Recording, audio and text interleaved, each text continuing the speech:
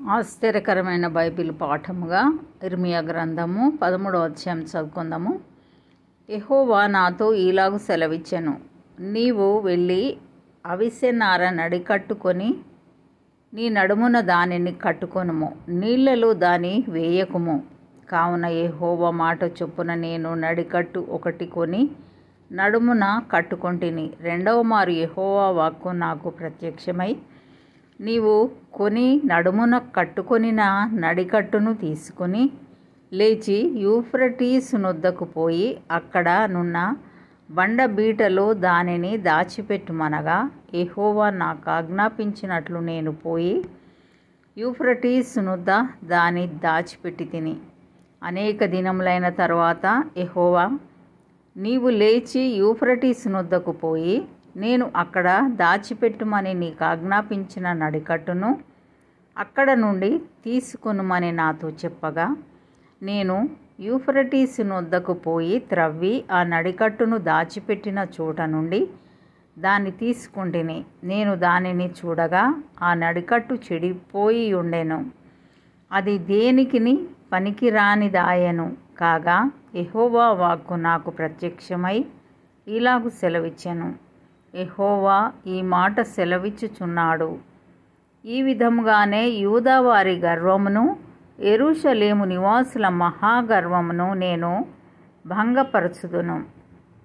అన్యదేవతలను పూజించుచు వాటికి నమస్కారము చేయుదుమని వాటిని అనుసరించుచు నా మాటలు విననొల్లక తమ హృదయ కాఠిన్యం చొప్పున నడుచుకొను ఈ ప్రజలు దేనికిని పనికిరాని ఈ నడికట్టు వలె అగుదురు.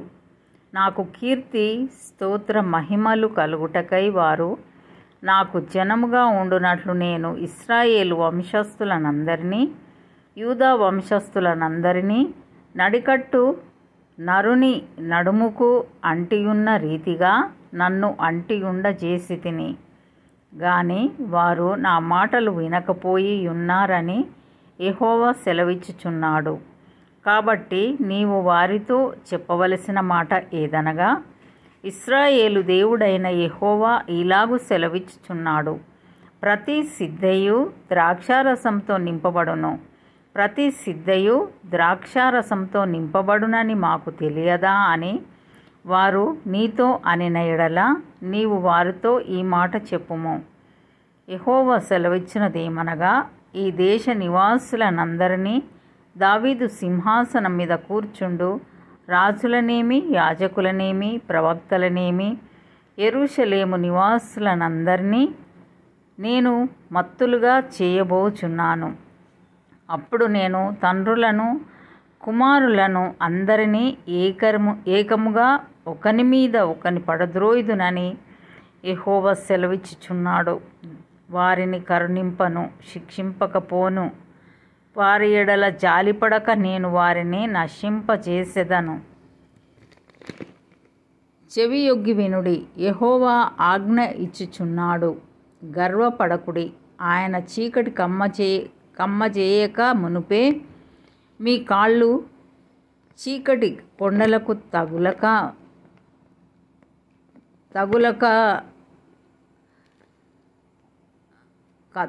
మునుపే వెలుగు కొరకు మీరు కనిపెట్టుచుండగా, ఆయన దాని గాఢాంధకారముగా చేయక మునుపే మీ దేవుడైన యెహోవా మహిమ గలవాడని ఆయనను కొనియాడుడి.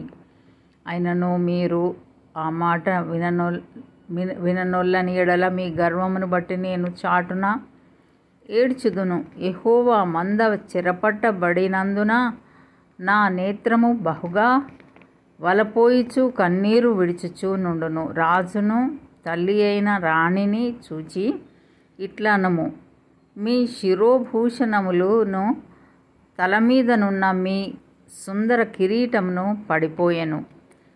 కృంగి కూర్చుండుడి. దక్షిణ దేశ పట్టణములు మూయబడి ఉన్నవి, వాటిని తెరవగలవాడెవడునూ లేడు. యూదా వారందరూ చెరపట్టబడిరి, ఏమీయూ లేకుండా సమస్తము కొనిపోబడెను. కన్నులెత్తి ఉత్తరం నుండి వచ్చుచున్న వారిని చూడుడి. నీకు ఇయ్యబడిన మంద, నీ సౌందర్యమైన మంద ఎక్కడనున్నది?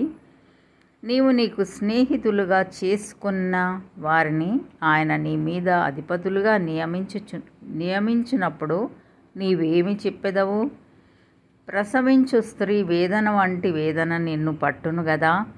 నీవు ఇవి నాకేల సంభవించినని నీ మనస్సులో అనుకుని ఎడల నీవు చేసిన విస్తారమైన దోషములను బట్టి నీ బట్ట చెంగులు తొలగిపోయెను, నీ మడిమెలు సిగ్గునొందెను.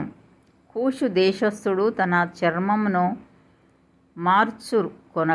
కొనగలడా? చిరుతపులి తన మచ్చలను కొనగలదా?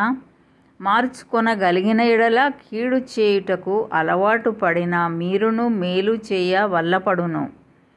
కాబట్టి అడవి గాలికి పొట్టు ఎగురున్నట్లు నేను వారిని చెదరగొట్టెదను. నీవు అబద్ధమును నమ్ముకొనుచు నన్ను మరచితివి గనుక ఇది నీకు వంతు, నా చేత నీకు కొలవబడిన భాగమని యెహోవా సెలవిచ్చుచున్నాడు. కాబట్టి నీ అవమానము కనబడునట్లు నేను నీ బట్టల చెంగులను నీ ముఖము మీదికి ఎత్తుచున్నాను. నీ వ్యభిచారమును, నీ సకిలింపును, నీ జార కార్యములను, కామాతురతను నేనెరుగుదును. పొలములలో నున్న మెట్టల మీద నీ హేయ క్రియలు నాకు కనబడుచున్నవి. యెరూషలేమా, నీకు శ్రమ, నిన్ను నీవు పవిత్రపరచుకొననొల్లవు. ఇక నెంతకాలము ఇలాగు జరుగును?